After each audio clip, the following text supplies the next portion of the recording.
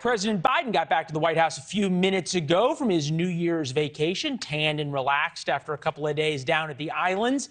He starts 2023 in a substantially better place than a year ago. Politico's John Lemire writes, those in the president's circle believe there is a strong and growing likelihood that he will run again, and that an announcement could potentially come earlier than had been expected, possibly as soon as mid-February. But the timing coincides with Chris Whipple's new book, The Fight of His Life, coming out later this month.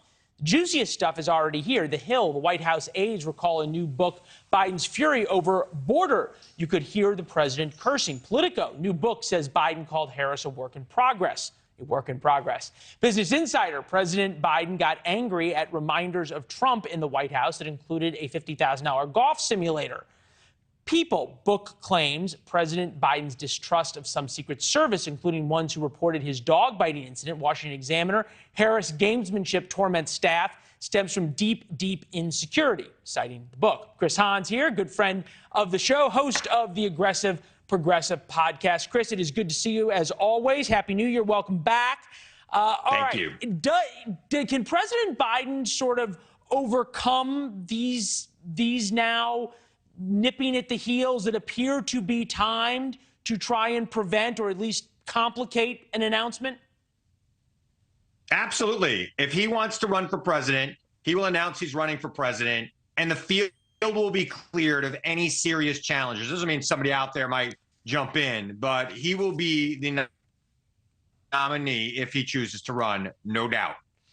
You were correct, and we have to give you that in your prediction that Democrats would keep the Senate. So our viewers will give you points for that. That said, is there any Democrats that you talk to who wish he would not run, not only because of the gaffes and some of the other issues, but the age issue, and also the potential that if he does decide to run and things as they do with people of his age turn south quicker than one might like and than we would all hope, Democrats aren't left with anybody. It would be Kamala Harris would be the de facto nominee at a time that's probably not who you want. Yeah, look, I mean, I talk to a lot of Democrats who have their concerns about his age primarily. I mean, that's the number one and really only concern they have with him. His record as president has actually been stellar. It's the first president since 1934 to gain seats in the United States Senate during his first midterm election. That's an amazing statistic in and of itself. He got a lot accomplished. He got real legislation passed. I think the American people, when they see all the stuff he's done for them, are going to want to reelect him. And the only thing that Democrats that are thinking outside of Joe Biden for the nomination care about is the fact that he is, approaching, he'll be 82 come election day.